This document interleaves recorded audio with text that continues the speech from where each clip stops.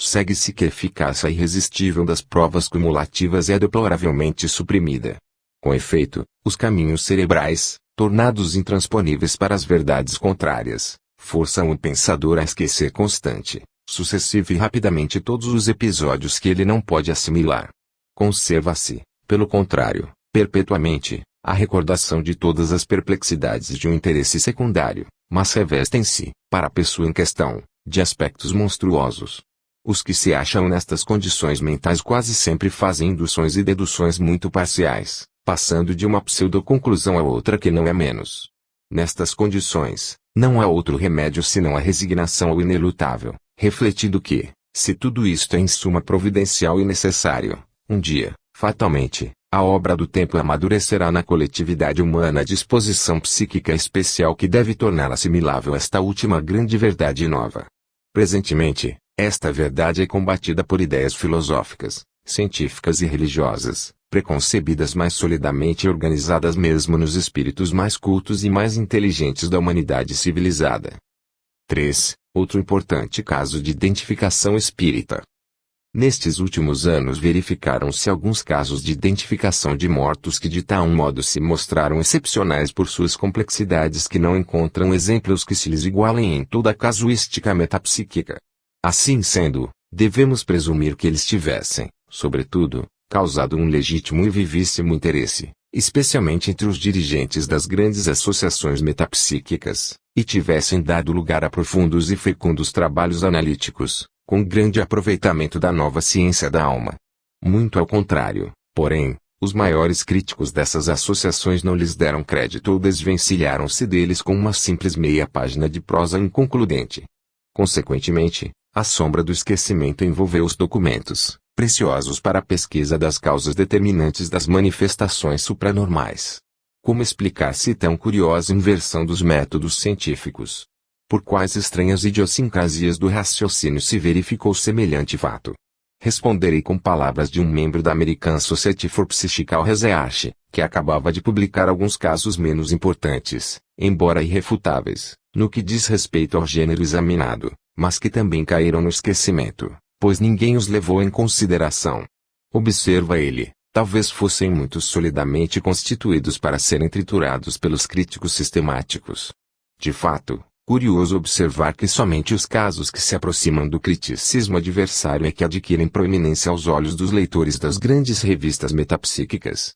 Perfeitos, eles excluem qualquer controvérsia, diluindo-se à vista de todos, porque, consequentemente, os maiorais da crítica científica se desinteressam dos casos de tal natureza, que, regularmente, acabam sendo sepultados nos arquivos de nossas sociedades metapsíquicas. A consulta a esses arquivos é sempre difícil e rara, salvo por poucos tenazes e perseverantes pesquisadores. Psychic Research, 1930, pág. 493. Precisamente assim, este é o melancólico destino que aguardam os casos de identificação espírita que ousam parecer invulneráveis. Deduz-se que não poderia deixar de acontecer o mesmo àqueles aqui considerados. Colocando as coisas nestes termos, antes de referir o novo caso congênere, descoberto recentemente, resolvi lembrar aos leitores alguns outros que o precederam e sobre os quais nada ou bem pouco se disse nas revistas metapsíquicas mais categorizadas, o que se deve aos motivos psicológicos já indicados.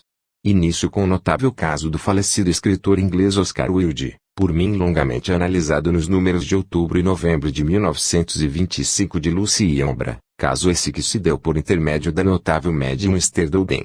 Nele foram fornecidas todas as provas cumulativas que razoavelmente temos o direito de exigir. Começou-se pelo conhecimento de numerosos incidentes pessoais, ignorados por todos os presentes e comprovadamente verídicos. Passou-se a memorável prova da identificação caligráfica, que não se limitou à transcrição de uma simples assinatura, o que sempre poder-se-ia atribuir a um fenômeno de criptomnésia, mas foi impecavelmente confirmada por centenas e centenas de páginas. Depois, passou-se a outra prova ainda mais importante, a da identificação do estilo, ou melhor, dos dois estilos que caracterizavam a personalidade do falecido.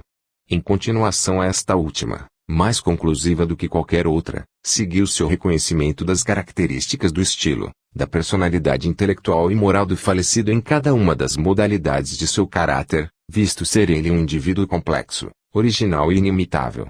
Enfim, chegou-se à grande prova final, que consistiu em ditar a médium uma comédia inteira, onde refugem todas as suas qualidades de burilador de frases e de artista enamorado das palavras e também, sobretudo, onde está refletido seu temperamento de escritor dramático, com todas as qualidades e defeitos que lhe são próprios, assim como a cenografia antiquada de há meio século.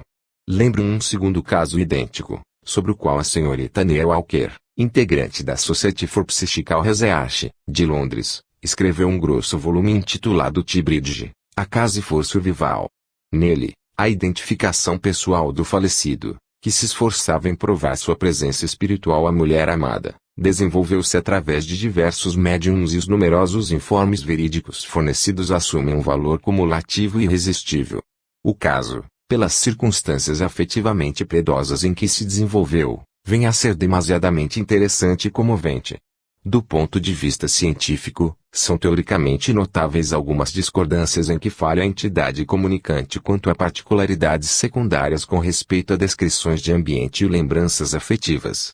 Essas discordâncias se transformaram em provas eloquentes e eficazes na demonstração da presença espiritual do falecido, quando em vida, e isto, sobretudo, vale para excluir qualquer forma de telepatia, criptomnésia, criptestesia, clarividência no passado e no presente, ao passo que se mostram naturais e também racionais desde que o comunicante tenha sido morto. Recordo ainda um terceiro caso, mais extraordinário ainda se tal se pode afirmar na presença de outros casos excepcionais, com o título T-Spirit retornou FMR. A King, também por mim largamente analisado nos números de fevereiro e março de 1927 da Revue Spirit, de Paris. O caso se desenrolou em uma longa série de experiências com rigorosos métodos de controle. O espírito comunicante, que tinha falecido há 40 anos, narrou a sua própria história e também fez comentários a respeito de numerosíssimas pessoas por ele conhecidas em vida, fornecendo minuciosos detalhes que, na maior parte, foram controlados, alcançando a enorme cifra de mais de 300 provas consideradas verídicas. Acrescente-se que ele chegou a se manifestar a médium pela clarividência, vestido de maneira original como costumava fazer em vida. Essa visão tornou-se admiravelmente verídica, tanto pela roupa usada pelo fantasma quanto por seu aspecto pessoal, incluindo-se aqui o detalhe de uma perna notavelmente arqueada e o de um característico guarda-chuva que levava constantemente com ele. Como o caso do falecido Sr. King reveste-se de um valor teórico literalmente resolutivo para aqueles que não têm a mente ofuscada por preconceitos de escola, vale a pena abrir um parênteses com o fim de notar com que desenvoltura os adversários da hipótese espírita se afastaram e se desinteressaram dele. Como o professor Swall teve a oportunidade de tratar de um outro caso análogo, Proceedings of the Society for Psychical Research, Vol. 37, Pag.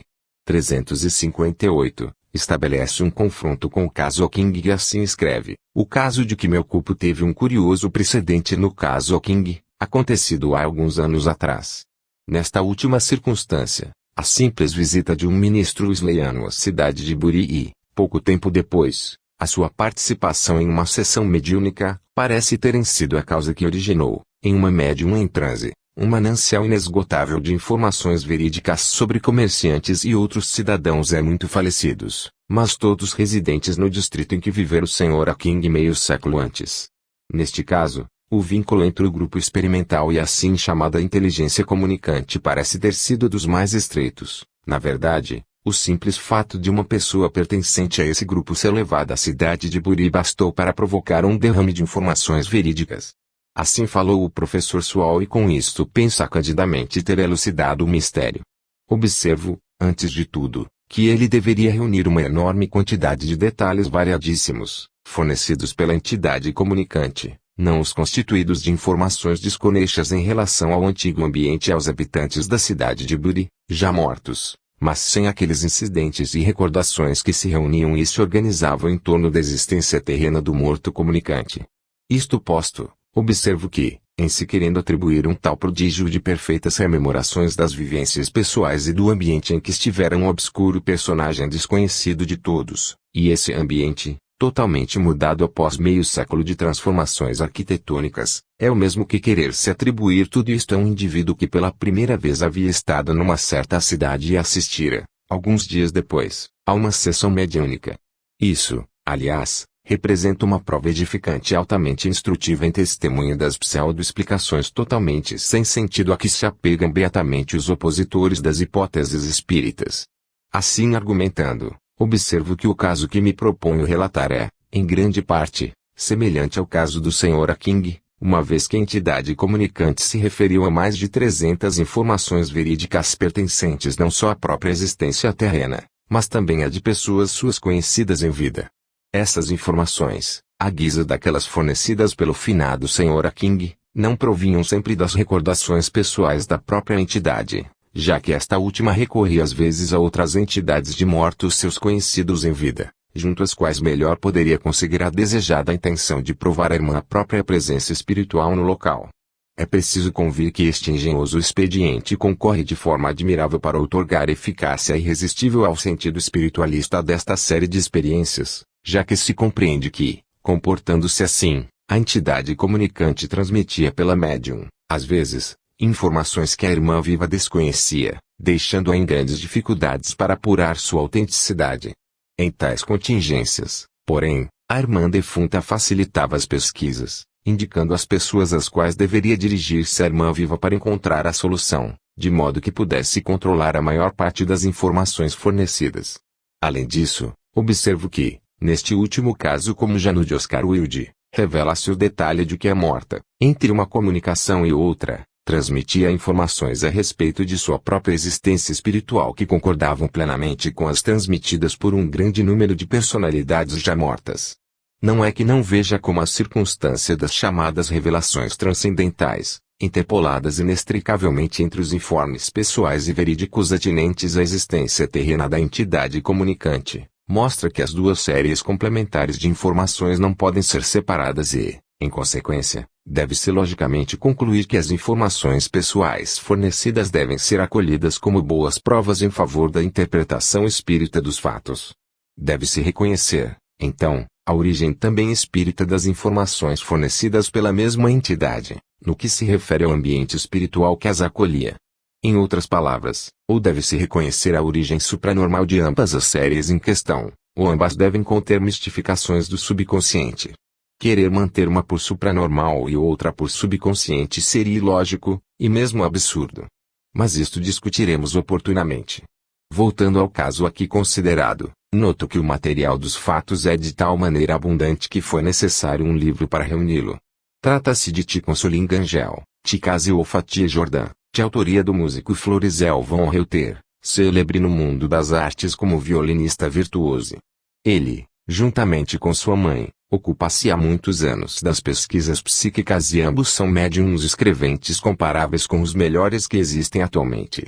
Havia publicado antes um grosso volume, intitulado Psychical Experiences of a Musician, onde relata uma longa série de experiências pessoais com diversos médiums e onde, sobretudo, expõe os notáveis resultados obtidos consigo e com sua progenitora graças à mediunidade escrevente que, no caso deles, se obtinha mediante um pequeno instrumento chamado aditor, que nada mais é do que uma variedade aperfeiçoada do quadro alfabético, com ponteiro móvel. Obtiveram, entre outros, casos de identificação espírita notabilíssimos, com numerosos incidentes de xenoglossia, em línguas russa, polaca, turca e persa. Mas, conquanto os casos em questão se mostrem por si sós importantes, não possuem características que os distinguem de numerosos outros do gênero.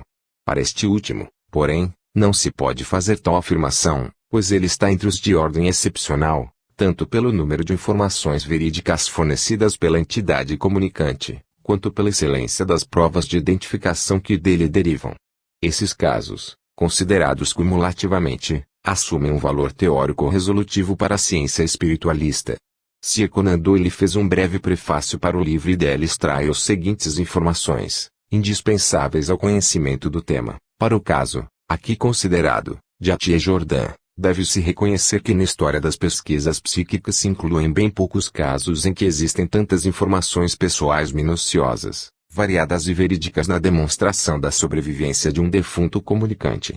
Atié Jordan havia falecido em Pasadena, na Califórnia, onde vivia com a sua irmã Florence. Um grande e recíproco afeto ligava as duas irmãs. Nenhuma nem outra haviam jamais se ocupado de espiritualismo e não possuíam conhecimento algum sobre a matéria.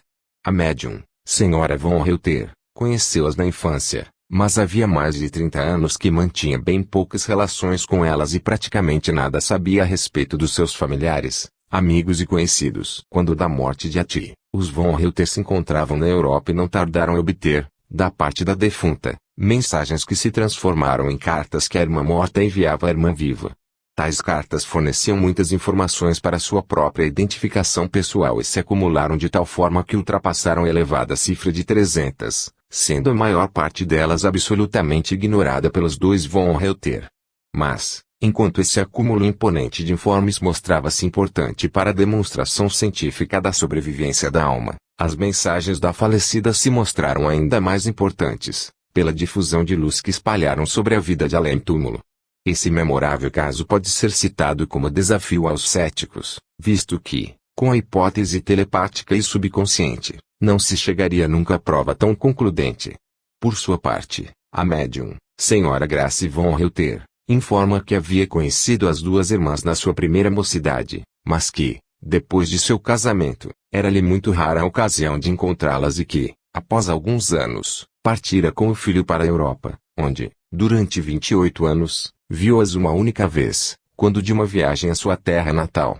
Informa também que ela e o filho nada sabiam a respeito da vida das duas irmãs em Pasadena, localidade para onde se mudaram nos últimos anos, e, finalmente, que haviam sabido da morte de Ati 4 meses após o acontecimento. Estabelecido isto para uma precisa valorização dos fatos, passo a relatar um certo número de episódios a título de exemplos.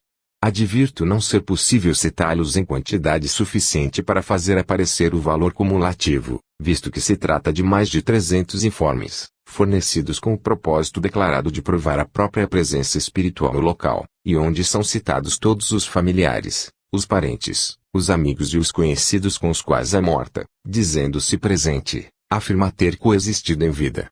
Infelizmente impossibilitada a prática de fazer emergir o valor cumulativo de tão imponente massa de informes pessoais, somos levados a considerar a ineficácia teórica do caso aqui considerado. O inconveniente, porém, é inevitável quando se trata de retomar experiências cujo valor teórico é de ordem cumulativa e acentua-se, uma vez que quem escreve já teve oportunidade de realizar a experiência por ocasião de outro caso análogo e mais importante, o do morto Sr. King. Resulta daí que os leitores desejosos de formarem um conceito claro sobre o valor teórico dos dois acontecimentos deveriam estudá-los na narração original. Esclarecido também este ponto, passo a enumerar alguns episódios do caso, começando por uma mensagem em que a morta narra as vicissitudes por que passou depois da crise da morte. Compreende-se, desde já, que um episódio semelhante não pode ser revestido de valor probatório, salvo se considerar habitual e notabilíssima concordância entre aquilo que a entidade comunicante narra de si e aquilo que, a propósito, narram numerosas outras entidades de defuntos. Eis porque cito o episódio. Minha cara Florence, não é possível que lhe escreve nesta primeira carta tudo o que vi e aprendi desde o dia em que despertei no mundo espiritual. Teria que escrever muito para dar-lhe uma pálida ideia. Adormeci logo depois que os meus velhos despojos foram sepultados. Naquela memorável manhã em que ouvi dizer que tinha morrido, encontrava-me, ao invés, mais viva do que nunca, ao lado de meu velho corpo inanimado. Tinha experimentado a sensação de evadir-me de mim mesmo e de, no entanto, continuar a ser eu mesma, mas livre de qualquer fadiga ao respirar. De início, fiquei desorientada ao achar-me repentinamente livre de qualquer sofrimento. Coisa estranha. Via-me ali, próxima de mim mesma. Subitamente me dei conta de que podia ler seu pensamento e notei que vácuo terrível o acontecimento havia deixado em seu coração. Foi quando decidi, a qualquer preço, fazê-la saber, fazê-la sentir, tocá-la com a mão para que você compreendesse que eu havia sobrevivido à crise da morte. Então, não sabia como realizar o meu propósito, mas tinha a intuição certa de poder consegui-lo. Caríssima Florence, eu lia em sua alma como em um livro aberto e percebi a imensidade de seu desespero. Só havia uma solução: manifestar-me a você o mais breve possível. Tenho uma recordação muito vaga do que me aconteceu no dia seguinte ao transitar pelo mundo espiritual. Recordo-me de ter ficado muito ligada a você, mas devi achar-me em condições espirituais muito confusas. Não poderia dizer-lhe que dormi, mas o tempo passou sem que o soubesse. Quando a minha velha carcaça foi sepultada, as ideias que se me aclararam e lembrei-me de certas discussões que tivemos com os nossos amigos Graça e Florizel. Isto deu-me a ideia de me aproximar de você por intermédio deles, mas não tardei a perceber que me achava bastante cansada. Eis que vem ao meu encontro a nossa mãe, acompanhada de outros espíritos, entre os quais um que se revelou o meu espírito Olga. Mamãe conduziu-me a um lugar onde deveria repousar, dormir, revigorar-me enfim, absorvendo energia espiritual. Antes de me deitar, porém, perguntei à mamãe, dizendo-me se é possível comunicar-me com Graça e Florizel. Ao que ela me respondeu, sei por que me pergunta. Tentarei e verei o que se pode fazer. Por ora você deve dormir. Não sei quantos dias durou o meu sono, mas, quando acordei, mamãe disse que se havia transportado até os nossos amigos no momento em que eles usavam uma curiosa mesinha através da qual os espíritos transmitiam aos vivos os seus pensamentos. Senti que ela também havia escrito pela mesinha e soube que havia conseguido transmitir estas poucas palavras: Florence precisa de ajuda.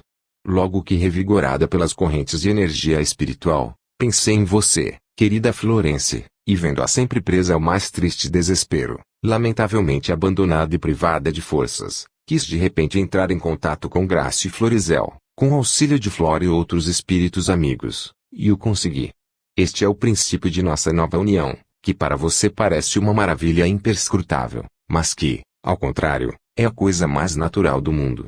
Para nós, nada de maravilhoso existe em tudo isto. Noto, porém, que os meus amigos que aqui vieram para as comunicações como o mundo dos vivos afirmam que eu possuo uma especial aptidão para transmitir, corretamente, provas de identificação pessoal. Na verdade existem muitos dentre eles que não chegam a transmitir mais do que poucas palavras fragmentadas. Todos eles, querida Florence, foram tão bons em ensinar-me e ajudar-me a comunicar. Estou plenamente feliz por tê-lo conseguido. Termino porque percebo que os bons amigos, através dos quais escrevo, necessitam de repouso.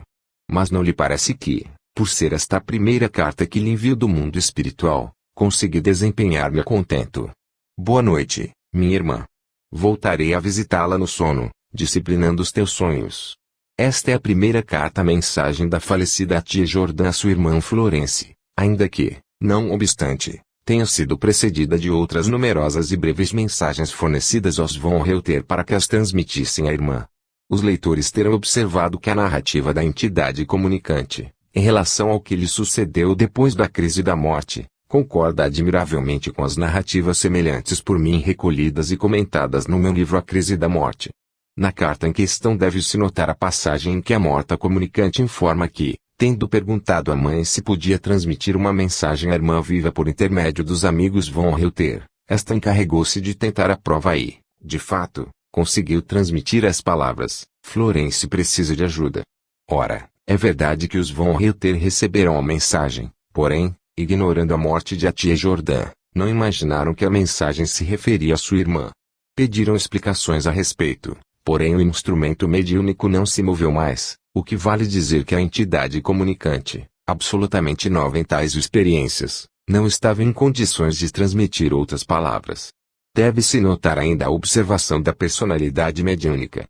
Os meus amigos que aqui vieram para as comunicações como o mundo dos vivos afirmam que eu possuo uma especial aptidão para transmitir, corretamente, provas de identificação pessoal. Tal observação repete-se várias vezes nessas mensagens e é sem dúvida razoável, já que se mostra como a única explicação racional tanto do caso aqui considerado, de a tia Jordã, quanto do outro, mais extraordinário ainda, do Sr. King, quando os espíritos comunicantes se mostraram capazes de entrar em contato com os vivos com a mesma facilidade de uma conversa telefônica. O que mais surpreende nesses casos é a excepcional espontaneidade com que um e outro espíritos conseguem transmitir nomes próprios e nomes comuns.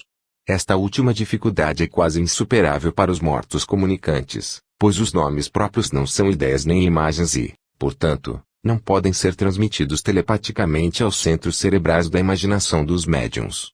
Faça-se, porém, uma exceção para aqueles nomes aos quais se pode dar uma ideia de uma imagem simbólica, como seria o caso, por exemplo, do nome Margarida, que é suscetível de transmissão simbólica, fazendo-se surgir diante da visão subjetiva do médium uma flor margarida.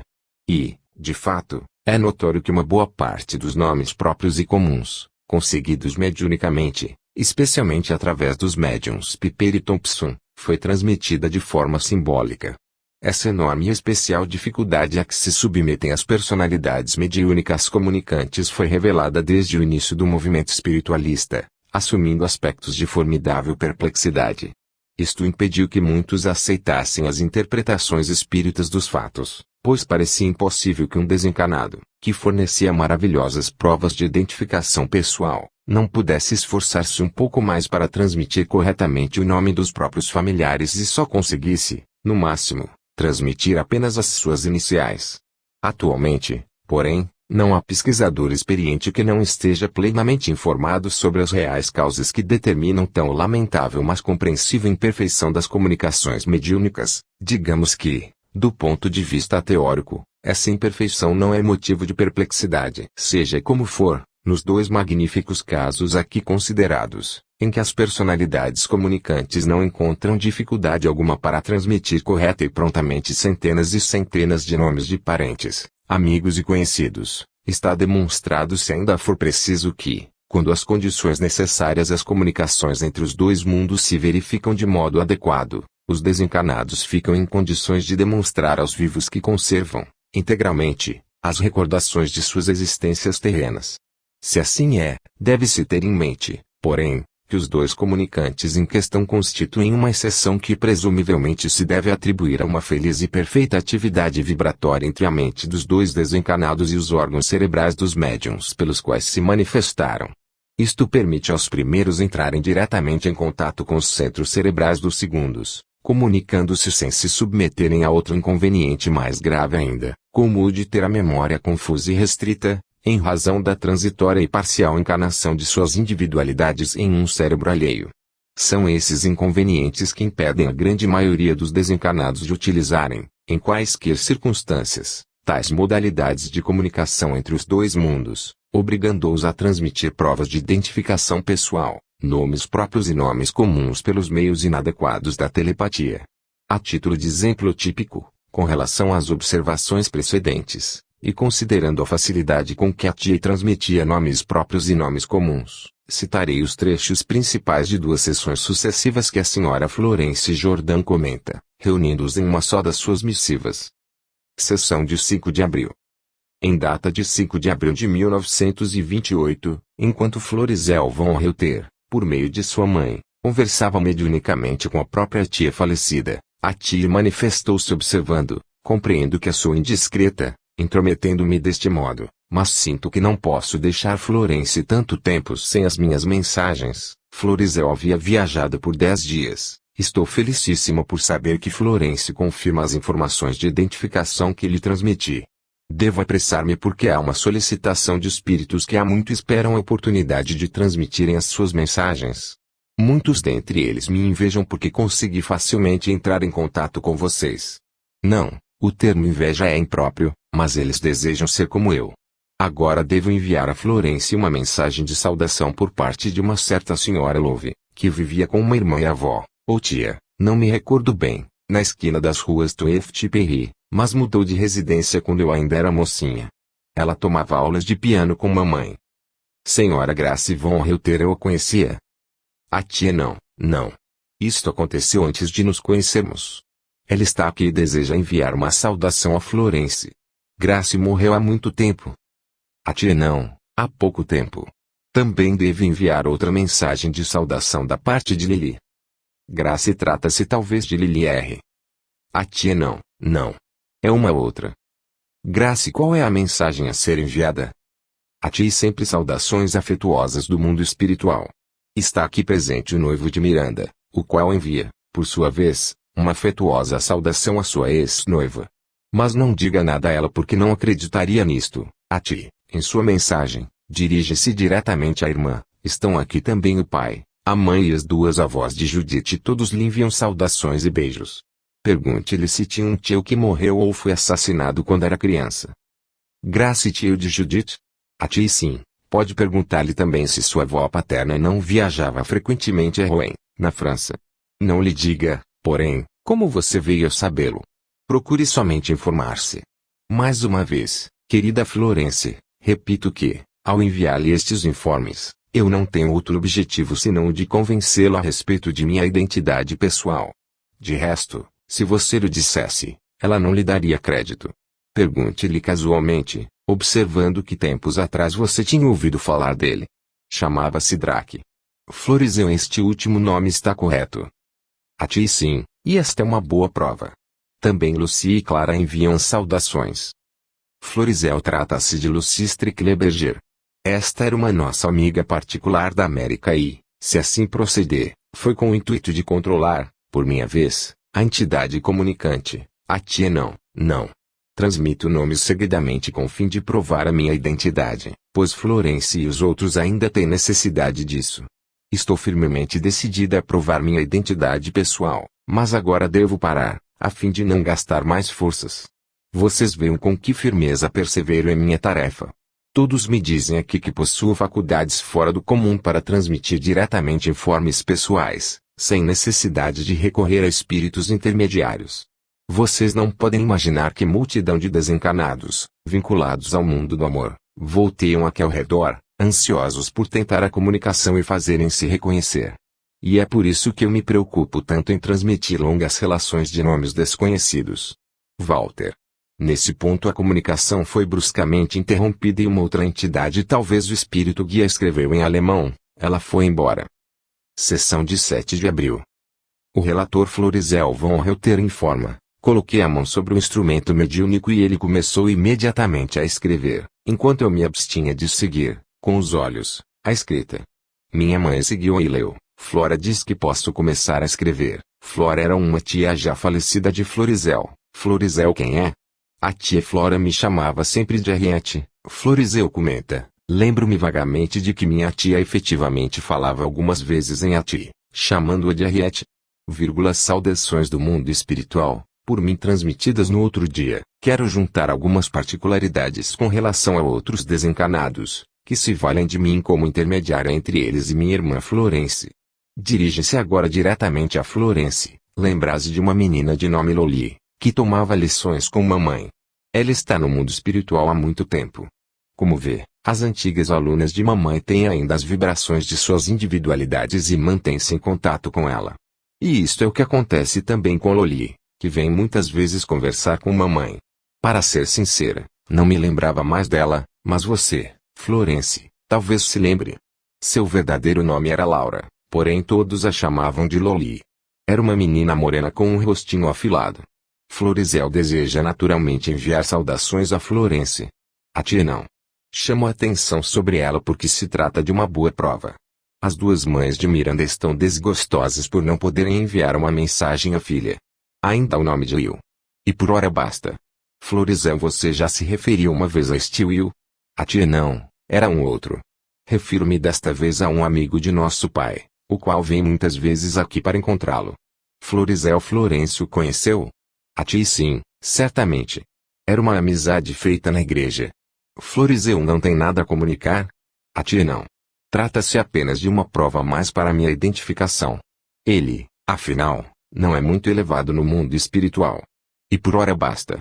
Antes que seja enviada a carta a Florence, quis acrescentar estes outros informes, que, por si sós, não têm importância. Boa noite, caros amigos. Comentários da senhora Florence Jordan sobre o conteúdo das duas sessões precedentes, caro Florizel. Estas duas últimas mensagens de Ati são as mais maravilhosas que recebi até agora do mundo espiritual. Passo, sem demora, a comentá-las. Mensagem de 5 de abril. Primeira prova. A senhora Love e a sua irmã Rose Heroin viveram algum tempo com uma tia na localidade das ruas Tueft-Perry, na esquina sudeste, e há 30-40 anos que não temos notícias delas. Segunda prova. Lili era uma prima nossa, filha do tio Palmerlumb. A senhora Grace provavelmente lembrar-se-á dele. Florizel comenta, minha mãe recorda-se de ter visto esse tio das Jordan, mas nada sabia a respeito de sua filha. Terceira prova. Miranda era uma nossa amiga. Não lhe cito o nome completo porque poder-se-ia melindrar ao ver-se relacionada em pesquisas desta natureza. Florizel comenta, note-se que a tia tinha avisado que Miranda era avessa às práticas espíritas. Quarta prova. Judith. Trata-se de Judith G., uma jovem senhora que convivia com Miranda. Previno-os para não citá-la publicamente pelas razões acima. Quinta prova. Seu pai e as duas avós encontram-se no mundo espiritual.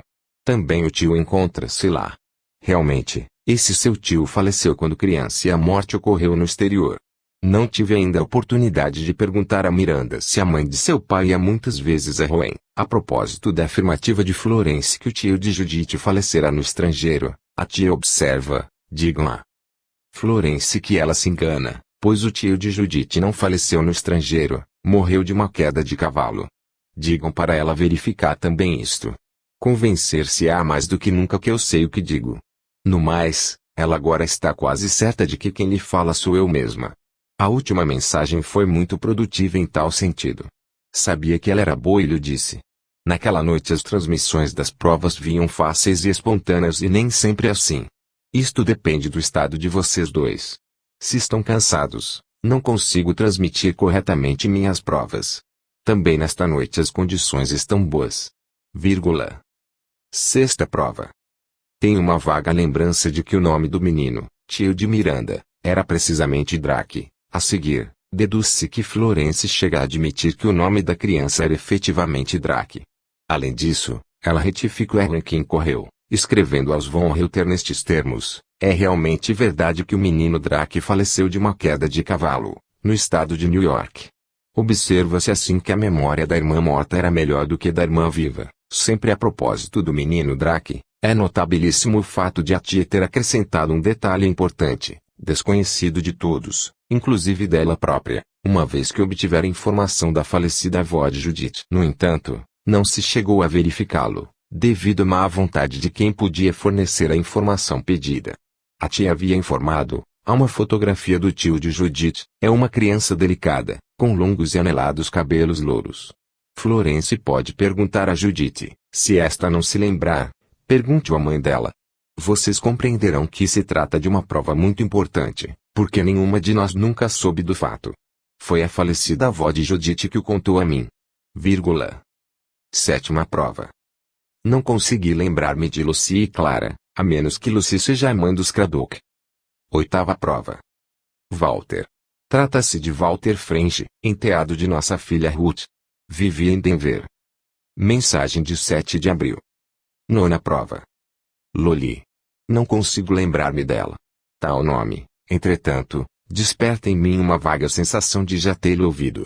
Mamãe teve sempre muitas alunas e consequentemente não posso recordar-me de todas. Florizeu comenta. Mais tarde Florence conseguiu identificar também Loli. Décima prova. Miranda tinha uma madrinha que era irmã de sua mãe, e ela é a única mãe da qual conserva recordações. Assim sendo, é muito apropriada a expressão duas mães. 11ª prova. Will. Trata-se de Will Thompson. Lembro-me dele, embora fosse um simples conhecido.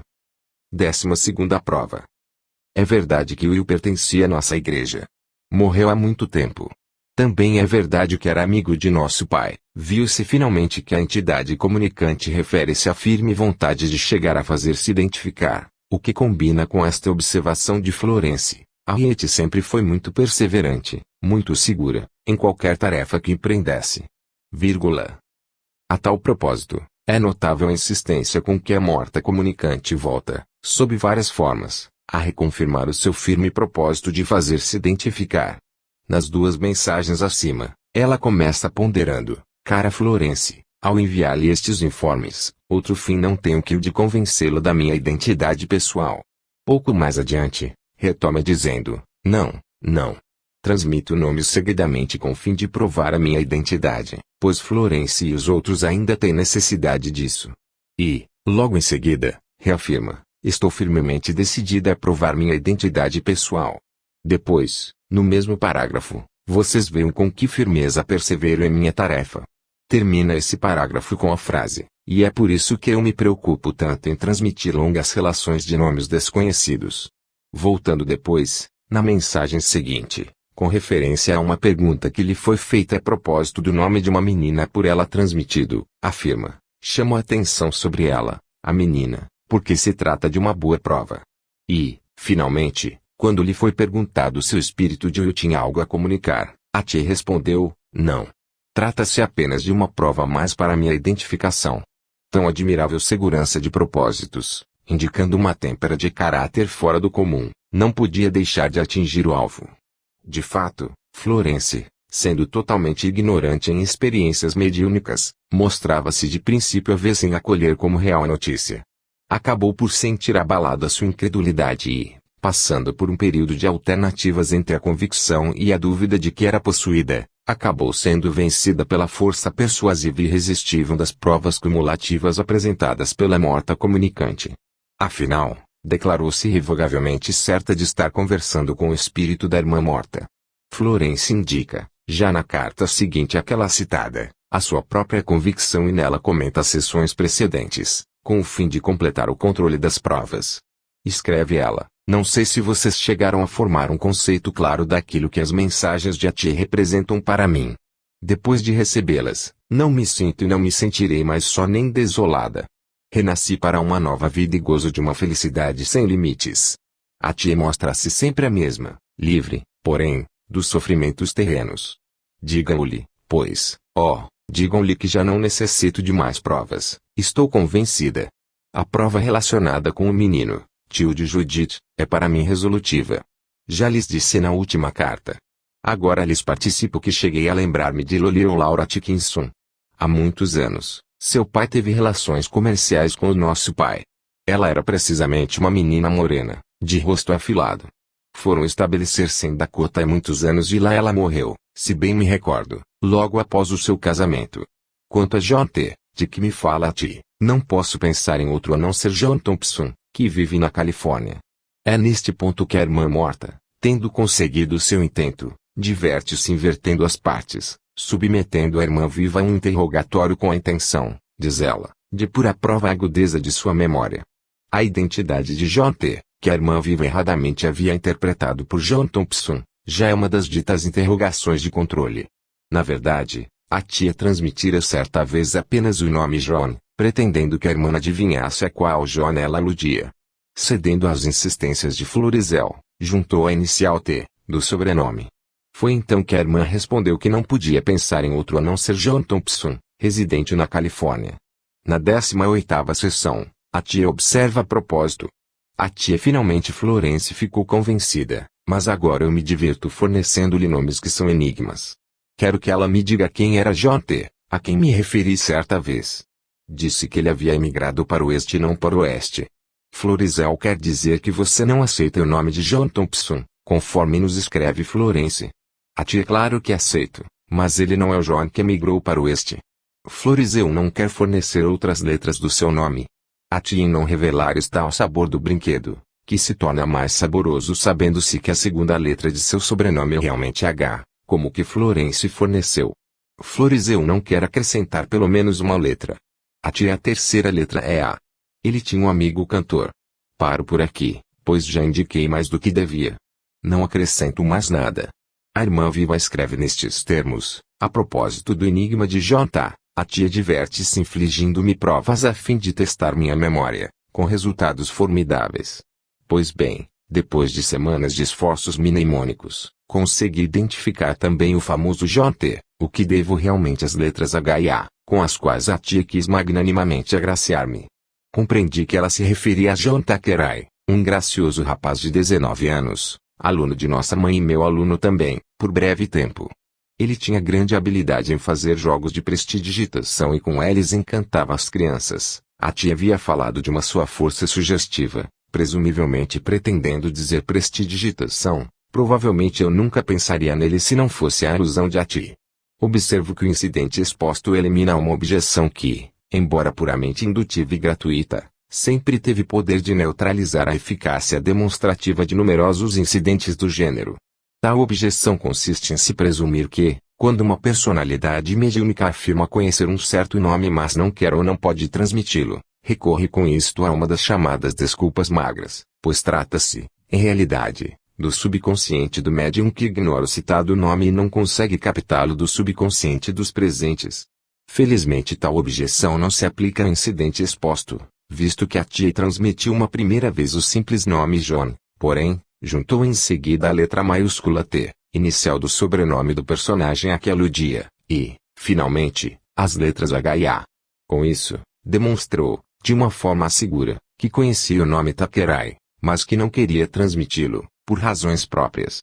Ao reforçar as minhas afirmativas, acrescento uma outra circunstância, quando a irmã viva não consegue descobrir o nome sobre o qual era inquirida pela irmã morta e, então, esta última decide revelá-lo integralmente. Isso comprova que, efetivamente, a pessoa era do conhecimento da morta. Eis o episódio, a ti. E agora chego a Fanny. Seu sobrenome começava com D. O nome de seu irmão era Fred. Parece-me que se formou em medicina depois da partida de Grace. Morava em Brad Street. Era de uma família de bem.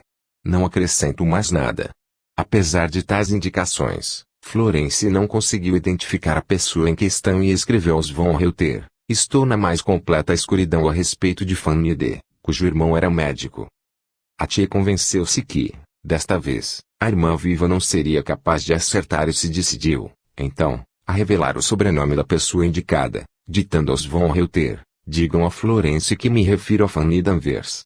Assim informada, Florence reconheceu subitamente a pessoa. Acentuou que os episódios análogos aos citados não são suficientemente eficazes para eliminar a hipótese das mistificações subconscientes compreendidas no sentido supracitado, mas evidenciam também um sistema inverso de interrogatório que se mostra novo na casuística metapsíquica e que é muito importante como contribuição para a demonstração da presença espiritual, no lugar, dos mortos comunicantes. Abstenho-me de citar outros episódios para não me prolongar muito, visto que os já citados são suficientes para fornecer uma clara ideia acerca das características especiais das informações pessoais transmitidas pela morta, com o fito de identificar-se.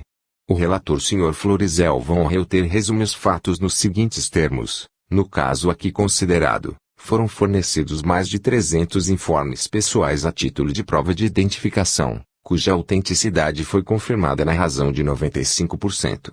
Acrescente-se que não se deve levar a débito da entidade comunicante a tênue porcentagem de informes não identificados, uma vez que o fato é unicamente devido à má vontade e à hostilidade das pessoas que possuíam o material das provas. Elas não quiseram fornecer as referências pedidas ou não quiseram incumbir-se das indispensáveis indagações probatórias. Lembra o incidente da fotografia do menino Drake, quando a morta voltou a ele com insistência e repetidas vezes, exortando a se fazer o possível para identificá-lo. Assim concluiu o relator.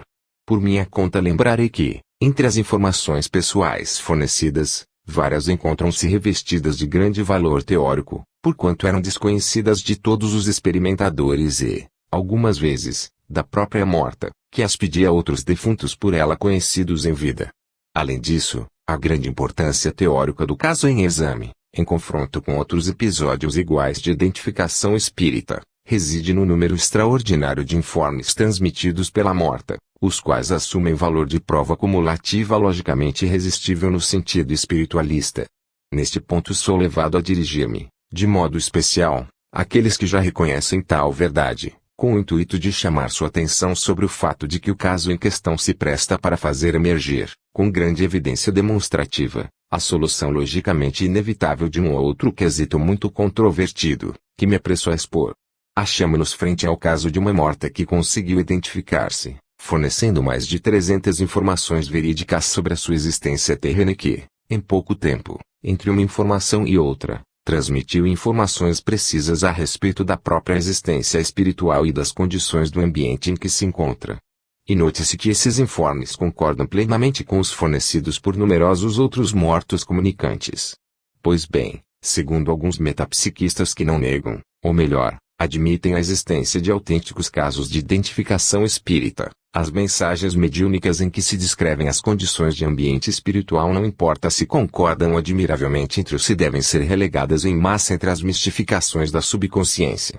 Com base nas conclusões acima e relativamente ao caso aqui considerado, devemos deduzir que a entidade comunicante era um autêntico espírito de pessoa morta que, vez por outra, transmitia informações verídicas em torno da própria existência terrena, mas que transformava instantaneamente em efêmera personalidade sonambúlica não apenas entre um informe e outro, fornecendo informações acerca da própria vida espiritual.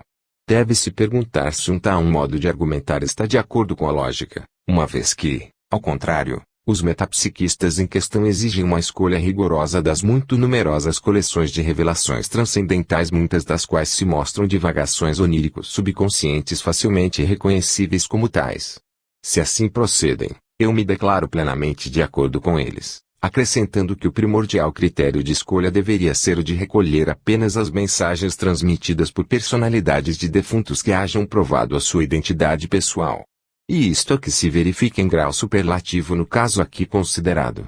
Em outras palavras, baseando-se nos 300 informes fornecidos, deve-se considerar provada a identificação pessoal da falecida tia Jordan, de modo que também deverão ser aceitos, como genuinamente supranormais, os contemporaneamente fornecidos sobre as modalidades da existência espiritual, já que é patente que o primeiro fator da proposição subentende o segundo. Por conseguinte, quem não admite o segundo deve, por necessidade lógica, negar também o primeiro. Aqueles que negassem a ambos estariam errados, mas pelo menos argumentariam com um fio de lógica, enquanto que o mesmo não se pode afirmar em relação àqueles que acolhessem o primeiro fator e negassem o segundo. Com isto finalizo, concluindo que o caso de identificação espírita da falecida tia Jordan deve ser classificado entre os mais importantes do gênero, levando-se em conta que são extremamente raros os casos em que as personalidades dos mortos conseguem transmitir, com abundância, informações pessoais de identificação.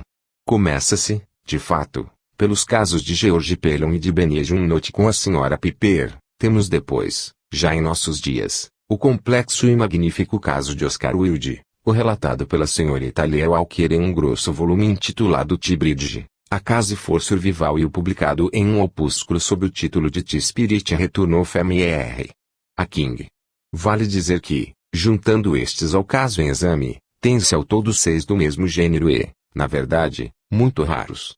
Ninguém pretenderá, porém, que as comunicações com o além sejam fáceis como as comunicações telefônicas e, para provar a tese da sobrevivência, os 6 casos acima deveriam logicamente ser suficientes, visto que não existem hipóteses naturalistas capazes de dar-lhes inteira razão a menos que não queiram dar freios à fantasia, arquitetando hipóteses mnemônico-cósmicas equivalentes à onisciência divina.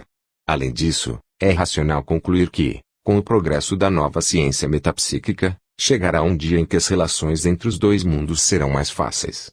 Por agora, no entanto, dever-se-ia reconhecer que já foi conseguido o suficiente para se sentir autorizado a vaticinar, como não muito distante, o dia em que será cientificamente demonstrado, na base dos fatos, a sobrevivência do espírito humano. Importa recordar, entretanto, que os casos do gênero da identificação espírita, fundados nos informes pessoais fornecidos pelos mortos comunicantes, não representam senão uma das numerosas categorias de manifestações supranormais que convergem para um único ponto, a demonstração da existência e sobrevivência do espírito humano. Remeto os leitores às minhas 25 monografias onde são enumeradas todas as categorias de fenômenos supranormais. Nelas se incluem centenas de casos variadíssimos e ainda mais eficazes no sentido espiritualista. Limito-me a recordar os das aparições de defuntos no leito de morte quando são percebidos coletivo ou sucessivamente pelo moribundo e pelos presentes, e os casos complementares das aparições de defuntos no ambiente em que viveram, levando em conta, ainda desta vez, as aparições percebidas coletivo ou sucessivamente por várias pessoas. Recordo, além disso, alguns exemplos impressionantes de eloquentes fenômenos de telecinesia pouco depois de acontecido um caso de morte, ou também alguns episódios de obsessão com visão clarividente da entidade obsessora, a qual, embora desconhecida de todos, consegue identificar-se. Recordo ainda numerosos casos de fotografia transcendental, em que espíritos de pessoas desconhecidas chegam a se identificar, alguns episódios extraordinários de fenômenos de assombração, com a aparição de espíritos desconhecidos de todos e a seguir identificados, e, finalmente, algumas recentíssimas experiências de tríplice correspondência cruzada, a enorme distância, com manifestação quase simultânea em línguas ignoradas pelos médiums ou pelos presentes, e a língua, na experiência que aludo, era o chinês. Também foram feitas algumas experiências proveitosas quando, obtendo-se as impressões digitais de 2 defuntos, confrontaram-se estas com as tiradas em vida, experiências do Dr. Crandon, em Boston. Parece-me que agora basta. Era preciso recordar tudo isso, uma vez que os opositores, argumentando com base no erro apontado, dirigiam exclusivamente as suas críticas aos casos de identificação espírita fundados nas informações pessoais fornecidas pelos defuntos, como se fora de tal forma, não existisse, no casuística metapsíquica, nenhuma outra que se mostrasse a favor da hipótese espírita. Note-se que, de qualquer modo, seria interessante lembrar aos adversários que mesmo a classe dos fenômenos anímicos, por estes invocada para combater nossa hipótese, bastaria também, por si só, para demonstrar a sobrevivência do espírito humano. Isso porque, em última análise, os fenômenos anímicos se mostram complementares dos fenômenos espíritas, porquanto provam a existência, no homem, de uma personalidade integral subconsciente, provida de faculdades supranormais maravilhosas que se mostram independentes da lei da evolução biológica. Ou, em outros termos, provam que o homem é um espírito, também quando encarnado. Estas são as condições de fato que se tornam patentes na casuística metapsíquica e que, cedo ou tarde, deverão infalivelmente constranger até os mais recalcitrantes homens de ciência a admitir a interpretação espiritualista da própria casuística. Noto finalmente que, do ponto de vista aqui considerado da identificação dos defuntos com base nas informações pessoais por eles transmitidas, a convergência admirável de todas as manifestações supranormais anímicas e espíritas na demonstração da existência e sobrevivência do espírito humano não faz mais do que provar indireta, mas prodigiosamente, seu valor teórico. Patenteia-se, assim, mais do que nunca, que, se é possível explicar algumas das informações transmitidas invocando a telepatia, a criptomnesia, a criptestesia, uma tal possibilidade parece contudo literalmente descabida frente ao significado cumulativo de todos os informes. Esse significado evidencia-se, por si só, claro e inabalavelmente espírita e como tal se mostra, mais do que nunca, quando se considera o elemento cumulativo, por sua vez inabalavelmente espírita, de todas as manifestações supranormais, subconscientes e extrínsecas. 4. Um defunto que se recorda de tudo. O caso que vou resumir e comentar apareceu, primeiramente, em vários números da revista espírita inglesa Tito Worlds e foi reproduzido, em seguida, numa brochura de 50 páginas sob o título de The Spirit Return of M.R. A King. É um caso pertencente à categoria das provas de identificação espírita por meio da vidência e da incorporação mediúnica, mas observam-se nele formas de desenvolvimento e características importantes. De outra parte, as indicações fornecidas pelo espírito comunicante, desconhecido de todos os experimentadores, são de tal modo abundantes e precisas que se pode colocar este episódio entre os melhores que se conhecem na categoria das provas obtidas por meio dessas faculdades mediúnicas que acabo de indicar. É necessário, então, tornar este caso mais conhecido, para impedir que logo seja esquecido, como acontece, infelizmente, com um grande número de episódios muito interessantes deste gênero. Desenvolveu-se este caso em uma série de sessões que tiveram lugar, em 1922, na sede da Society for Psychical Research, na cidade de Sheffield, sociedade cujo presidente atual é o Rev. F. Ballard. Os fatos foram expostos pelo Sr. W. Harrison Barwell, que começa observando que o grupo de experimentação, de que ele também fazia parte, empreender as pesquisas com uma sensitiva e médium escrevente da sociedade. Mais tarde, o grupo foi aumentando com a inclusão do Sr. e da Sra. Brown, não tardando a se descobrir que o Sr. Brown era dotado de faculdades de clarevidência e clareaudiência bem notáveis, que eram logo seguidas de sonho mediúnico, com personificações mediúnicas. É sobretudo por seu intermédio que se desenrolou o caso de que nos vamos ocupar. Escreve o Sr. W. H. Barwell, no decurso da 5ª sessão de nosso grupo, manifestou-se uma entidade que se dizia ser o espírito de um Rev. F. Calder. Afirmou ter sido, durante 21 anos, instituidor principal da igreja de Chesterfield e, em seguida, durante 31 anos, reitor em Wingerworth, perto de Chesterfield. Continuou dizendo, vejo que formais um grupo de severos investigadores da verdade. Ponho-me à vossa disposição para afastar do grupo os elementos indesejáveis e para ajudar-vos com meus conselhos em vossas investigações.